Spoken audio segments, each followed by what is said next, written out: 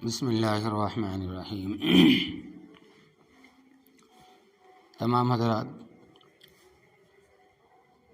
صحیح سے بیٹھ جائیں اور خلاصۃ القرآن سنیں۔ یہ پارہ نمبر 5 ہے۔ فرمائیں کہ جن عورتوں سے نکاح جائز ہے وَأُحِلَّ لَكُم مَّا وَرَاءَ ذَلِكُمْ وَأَن تَبْتَغُوا بِأَمْوَالِكُم مُحْسِنِينَ غَيْرَ مُسَافِحِينَ۔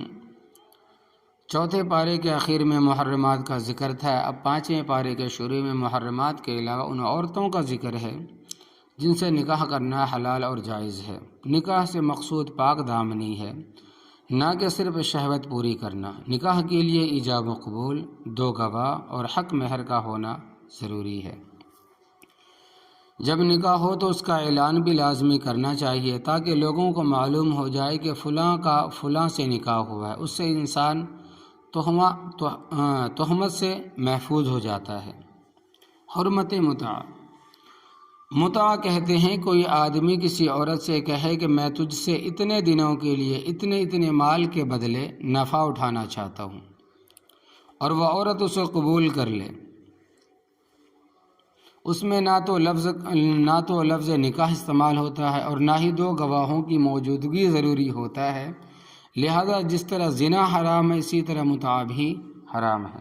جس طرح کہ ہم سمجھ لیں کہ اپنی زبان میں کہ جس کو رخیل کہتے ہیں، کہ پیسے دے کر مال دے کر ان کو استعمال کرنا، مہینے 2 مہینے 4 مہینے 10 مہینے سال بھر، تو یہ ہے متعہ۔ مرد کی حاکمیت و فضیلت۔ الرجال قوامون علی النساء۔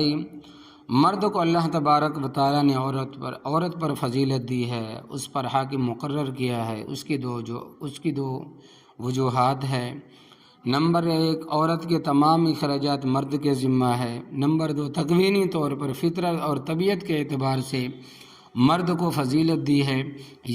یہ ضابطہ عام مرد اور عورت کے اعتبار سے ہے، لیکن بعض خواتین علم و فضل میں یا کبھی جسمانی قوت و طاقت میں کسی مرد سے آگے نکل جائے تو اس ضابطے کے خلاف نہیں ہے۔ نافرمان بیوی کی اصلاح کا طریقہ۔ فَعِظُوهُنَّ وَاحْجُرُوهُنَّ فِي الْمَضَاجِعِ وَاضْرِبُوهُنَّ۔ اگر کبھی بیوی نافرمان اور سرکش بن جائے تو اس کی اصلاح کے لیے 3 تدبیریں درجہ بدرجہ اپنائی جائے۔ نمبر 1، اسے سمجھایا جائے اور نافرمانی کی وجہ سے برے انجام سے اس کو آگاہ کیا جائے، متنبہ کیا جائے، بتایا جائے۔ نمبر 2، اگر سمجھانے سے اصلاح نہ ہو تو اسے بستر سے الگ کر دیا جائے۔ نمبر 3، اس کے بعد بھی سرکشی ختم نہ ہو تو شرعی حدود میں رہتے ہوئے مناسب سزا دی جائے۔ مناسب سزا کیا ہے؟ کہ مارا جائے، مگر چہرے پر اور منہ پر یا ایسا مار نہ مارا جیسے ہاتھ پیر ٹوٹ جائے، صرف سزا کے طور پر 1 چپت لگائی جائے تاکہ اس کو معلوم ہو کہ میری غلطی کیا ہے۔ اسی طرح طہارت کے مسائل ہے کہ وَإِن كُنتُم مَرْضَىٰ أَوْ عَلَىٰ سَفَرٍ أَوْ جَاءَ أَحَدٌ مِّنكُم مِّنَ الْغَائِطِ أَوْ لَامَسْتُمُ النِّسَاءَ۔ یہاں طہارت کے مسائل بیان فرماتے ہیں، مثلاً جب نماز پڑھنی ہو یا قرآن کریم کو ہاتھ لگانا ہو یا کوئی ایسا مسئلہ ہو جہاں طہارت کی ضرورت ہو، وہاں وضو کرنا ضروری ہے۔ بعض حالات ایسے ہیں جہاں پر غسل کرنا فرض ہے، مثلاً آدمی کو احتلام ہو جائے یا اپنی اہلیہ سے ملاقات کرے تو غسل جنابت فرض ہو جاتا ہے۔ اسی طرح عورت حیض و نفاس سے پاک ہو تو اس پر بھی غسل کرنا فرض ہو جاتا ہے۔ اسی طرح ایک اور چیز ہے، تیمم کا حکم ایک بہت بڑی نعمت ہے۔ فَلَمْ تَجِدُوا مَاءً فَتَيَمَّمُوا صَعِيدًا طَيِّبًا۔ اللہ تبارک و تعالیٰ کا کتنا بڑا احسان ہے کہ وضو طہارت کے لیے ایسی چیز کو پانی کے قائم مقام کر دیا جو پانی سے بھی زیادہ آسانی سے حاصل ہو جاتی ہے، کیونکہ زمین اور مٹی ہر جگہ موجود ہے۔ تیمم کی نعمت صرف امت محمدیہ کی خصوصیت ہے۔ اس سے پہلے جتنی امتیں آئی ہیں ان کے پاس یہاں تیمم کا کوئی طریقہ نہیں تھا۔ اسی طرح امانت ادا کرنے کی تاکید ہے کہ ان اللہ یأمرکم ان تؤدوا الامانات الی اہلہا۔ اس آیت کا شان نزول تو خاص واقعہ ہے کہ ہجرت سے پہلے حضرت عثمان ابن طلحہ رضی اللہ تعالی عنہ جو کعبے کی کنجی کے بردار تھے، یعنی کہ انہیں کے پاس کعبے کی چابی تھی، آپ صلی اللہ علیہ وسلم کو بیت اللہ میں داخل ہونے سے روکا تھا۔ آپ صلی اللہ علیہ وسلم نے عثمان بن طلحہ سے فرمایا تھا کہ اے عثمان، شاید کہ ایک دن بیت اللہ کی کنجی میرے ہاتھ میں دیکھو گے، اس وقت مجھے اختیار ہوگا، جس کو چاہوں سپرد کر دوں۔ جب فتح مکہ ہوا تو آپ صلی اللہ علیہ وسلم نے عثمان بن طلحہ رضی اللہ تعالیٰ عنہ سے کنجی لے لی اور بیت اللہ میں نماز ادا کرنے کے بعد کنجی عثمان ہی کو واپس کر دیا، یعنی عثمان غنی کو نہیں بلکہ اسی عثمان بن طلحہ رضی اللہ تعالیٰ عنہ کو واپس کر دیا، اور فرمایا یہ قیامت تک تمہارے خاندان کے پاس رہے گی۔ لیکن اس آیت کا حکم عام ہے، جس کی پابندی تمام معاملات میں پوری امت کے لیے ضروری ہے۔ اسی طرح خدا مصطفیٰ اور فقہا یا ایھا الذین آمنوا اطیعوا اللہ واطیعوا الرسول واولی الامر منکم۔ اللہ تبارک و تعالیٰ نے شریعت پر عمل کرنے کے حوالے سے ارشاد فرمایا، خدا کی اطاعت کرو، مصطفیٰ صلی اللہ علیہ وسلم کی اطاعت کرو، اور فقہاء کرام کی اطاعت کرو۔ یہ تین باتیں کیوں بیان فرمائی ہے؟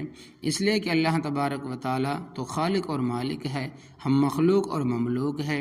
ہم نے اللہ تبارک و تعالیٰ کی بات ماننی ہے، لیکن ہم دنیا میں اپنے اس کان سے اللہ تبارک و تعالیٰ کی بات سن نہیں سکتے، اس آنکھ سے اللہ تبارک و تعالیٰ کو دیکھ نہیں سکتے، تو ہم اللہ تبارک و تعالیٰ کی بات کو کیسے مانیں گے؟ اس کے لیے ضروری ہے کہ اللہ تبارک و تعالیٰ اور ہمارے درمیان ایک واسطہ ہو، اور وہ واسطہ پیغمبر علیہ السلام ہے، اور وہ اللہ تبارک و تعالیٰ کی بات کو سنتے ہیں۔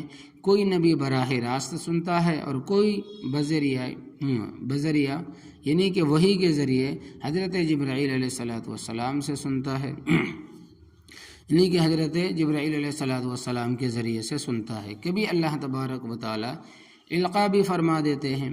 پھر ہمارے پیغمبر علیہ السلام عربی ہے، ہم عجمی ہے، ہم عربی نہیں جانتے، اور کوئی عربی نہ سمجھتا ہو تو وہ قرآن سنت کے تحت تک پہنچ بھی نہیں سکتا، تو ہم نبی کی بات کیسے مانیں؟ اس کے لیے اللہ تبارک و تعالیٰ نے فرمایا کہ فقہا کی بات مانو۔ فقہا اللہ اور نبی کی بات کی تشریح کرتے ہیں، خدا کی بات کو قرآن کہتے ہیں، اور نبی کریم صلی اللہ علیہ وسلم کی بات کو حدیث کہتے ہیں، اور فقہاء کرام کی بات کو فقہ کہتے ہیں۔ گویا اللہ تبارک و تعالیٰ نے یہاں قرآن کریم، حدیث اور فقہ تینوں کو ماننے کا حکم دیا ہے۔ اجتہاد اور قیاس کا ثبوت فرمایا کہ فَإِن تَنَازَعْتُمْ فِي شَيْءٍ فَرُدُّوهُ إِلَى اللَّهِ وَالرَّسُولِ۔ اس آیت میں اللہ تبارک و تعالیٰ نے حکم دیا ہے کہ اگر تمہارا کسی مسئلے کے بارے میں اختلاف ہو جائے تو تم اللہ تبارک و تعالیٰ اور اس کے رسول صلی اللہ علیہ وسلم کی جانب رجوع کرو۔ علماء کرام نے اسے اجتہاد اور قیاس کو ثابت کیا ہے۔ اسی طرح نبی کریم صلی اللہ علیہ وسلم سے دعائے مغفرت کروانا کہ وَلَوْ أَنَّهُمْ إِذ ظَّلَمُوا أَنفُسَهُمْ جَاءُوكَ فَاسْتَغْفَرُوا اللَّهَ وَاسْتَغْفَرَ لَهُمُ الرَّسُولُ۔ یہ آیت اگرچہ خاص واقعہ منافقین کے بارے میں نازل ہوئی ہے، لیکن اس کا حکم عام ہے۔ جو شخص رسول اللہ صلی اللہ علیہ وسلم کی خدمت میں حاضر ہو جائے اور آپ صلی اللہ علیہ وسلم اس کے لیے دعائے مغفرت کر دے تو اس کی مغفرت ضرور ہوگی، اور آپ صلی اللہ علیہ وسلم کی خدمت میں حاضری جس طرح آپ صلی اللہ علیہ وسلم کی دنیاوی حیات کے زمانے میں ہو سکتی تھی، اسی طرح آج بھی روضہ اقدس پر حاضری اسی کے حکم میں ہے، جیسا کہ دیہاتی والا واقعہ مشہور ہے۔ اسی طرح انعام یافتہ طبقات، انعم اللہ علیہم من النبیین والصدیقین والشہداء والصالحین۔ اللہ تبارک و تعالیٰ نے سورہ فاتحہ میں یہ بات فرمائی تھی کہ مجھ سے دعا مانگو، اہدنا الصراط المستقیم، کہ اے اللہ ہمیں صراط مستقیم پر چلائیے۔ یہ صراط مستقیم کیا ہے؟ اس کا جواب اللہ تبارک و تعالیٰ نے خود دیا کہ صراط الذین انعمت علیہم، ان لوگوں کا راستہ جن پر آپ نے انعام فرمایا۔ ان انعام یافتہ لوگوں کا ذکر 5ویں پارے میں اس آیت میں کیا۔ یہ انعام یافتہ طبقات 4 ہیں۔ نمبر 1 انبیاء کرام علیہ السلام، نمبر 3 صدیقین یعنی صحابہ کرام رضی اللہ تعالی عنہم، نمبر 2 صدیقین یعنی صحابہ کرام، اور نمبر 3 شہداء، اور نمبر 4 اولیاء۔ پہلی بات، انبیاء علیہ الصلوۃ والسلام کی بات مانو، نبی تو ہر علاقے میں نہیں آتا، تو فرمایا کہ صحابہ کرام کے نقش قدم پر چلو، پھر ہر علاقے میں صحابی بھی نہیں، تو فرمایا کہ شہید کے نقش قدم پر چلو۔ اب سوال پیدا ہوتا ہے کہ شہید شہادت کے بعد ہماری بات کو سن بھی لے تو وہ بتائے گا کیسے؟ تو پھر فرمایا کہ اولیاء، علماء اور بزرگان دین کے نقش قدم پر چلو، تو ہمارے چاروں کے نقش قدم پر چلنے کا حکم دیا گیا ہے۔ عوام کے لیے تقلید ائمہ کا ثبوت، وَلَوْ رُدُّوهُ إِلَى الرَّسُولِ وَأُولِي الْأَمْرِ مِنْكُمْ إِلَى الرَّسُولِ وَإِلَى أُولِي الْأَمْرِ مِنْهُمْ۔ اگرچہ یہ آیت جنگ کے بارے میں ہے لیکن حکم عام ہے۔ جن مسائل میں کوئی نص نہ ہو تو ان احکام کے حل کے لیے دو طرف رجوع کرنے کا حکم دیا۔ اگر رسول اللہ صلی اللہ علیہ وسلم موجود ہے تو ان کی طرف رجوع کر کے حل کروائیں، اور اگر وہ موجود نہ ہو تو علماء اور فقہاء کرام کی طرف رجوع کر کے حل کروائیں۔ قتل اور دیت کا بیان ہے، وما کان لمؤمن ان یقتل مؤمنا الا خطأ۔ اللہ تبارک و تعالیٰ نے قتل کے حکام بیان فرمائے ہیں۔ مسلمان کی شان کے لائق نہیں ہے کہ کسی دوسرے مسلمان کو قتل کرے مگر غلطی سے۔ اولاً قتل کی دو قسمیں ہیں، قتل عمد اور قتل خطا۔ پھر یہاں قتل خطا کی 3 صورتیں بیان کی ہے۔ نمبر 1، مومن قتل ہو جائے تو قاتل پر دیت اور کفارہ لازم ہوگا۔ دیت کی مقدار احادیث میں بیان کی گئی ہے کہ 100 اونٹ یا 10,000 دینار لازم دینے ہوں گے۔ کفارے میں ایک مسلمان غلام آزاد کیا جائے گا۔ اگر غلام میسر نہ ہو تو 2 ماہ مسلسل روزے رکھنے پڑیں گے۔ نمبر 2، اگر کوئی مسلمان دارالحرب میں رہتا ہو، اسے غلطی سے قتل کر دیا جائے تو کفارہ صرف لازم ہوگا۔ نمبر 3، اگر کوئی ذمہ جو دارالاسلام میں معاہدے کے تحت رہتا ہو کو قتل کر دے تو اس میں بھی قتل پر کفارہ اور دیت لازم ہوگی۔ اسی طرح نماز خوف اور صلاۃ قصر۔ فرمایا کہ وَإِذَا ضَرَبْتُمْ فِي الْأَرْضِ فَلَيْسَ عَلَيْكُمْ جُنَاحٌ أَن تَقْصُرُوا مِنَ الصَّلَاةِ۔ گزشتہ آیات میں جہاد اور ہجرت کا بیان تھا، تو چونکہ ان دونوں میں خوف اور خطر کا سامنا ہوتا ہے، جس کی وجہ سے صلاۃ خوف اور قصر کی نوبت پیش آتی ہے، اس لیے یہاں صلاۃ خوف یعنی کہ ڈر کی نماز اور صلاۃ قصر کا ذکر ہے۔ ان کی تفصیلات کے لیے کتب فقہ اور علماء کرام سے رجوع فرمائیں۔ اجماع امت حجت ہے۔ ومن يشاقق الرسول من بعد ما تبين له الهدى ويتبع غير سبيل المؤمنين نوليه ما تولى ونصله جہنم۔ اس آیت میں 2 چیزوں کو بڑا جرم اور دخول جہنم کا سبب ہونا بتایا۔ نمبر 1، ایک مخالفت رسول اللہ صلی اللہ علیہ وسلم، اور یہ ظاہر ہے مخالفت رسول کفر اور بہت بڑا جرم ہے۔ نمبر 2، جس کام پر سب مسلمان متفق ہو اس کو چھوڑ کر ان کے خلاف کوئی راستہ اختیار کرنا، اس سے معلوم ہوا کہ اجماع امت حجت ہے۔ اسی طرح منافقین کی ذہنی کیفیت، مذبذبین بین ذالک لا الہ ہؤلاء ولا الہ ہؤلاء۔ اللہ تبارک و تعالیٰ نے منافقین کی حالت بیان فرمائی ہے کہ منافقین نہ ادھر کے ہوتے ہیں نہ ادھر کے، درمیان میں پھنسے پڑے ہوتے ہیں۔ جو ہی دین میں کوئی فائدہ دیکھا تو ادھر لپک گئے، دنیا میں کوئی فائدہ دیکھا تو ادھر دوڑ گئے۔ اسی طرح عذاب سے بچنے کا نسخہ کہ ما یفعل اللہ بعذابکم ان شکرتم وآمنتم۔ 5ویں پارے کے آخر میں اللہ تبارک و تعالیٰ نے بہت پیاری بات ارشاد فرمائی ہے، اگر تمہارا عقیدہ ٹھیک ہو اور اللہ تبارک و تعالیٰ کی نعمتوں پر شکر کرو تو اللہ تبارک و تعالیٰ تمہیں عذاب کیوں دے گا؟ اللہ تبارک و تعالیٰ عذاب دے کر تمہیں کیا کرے گا؟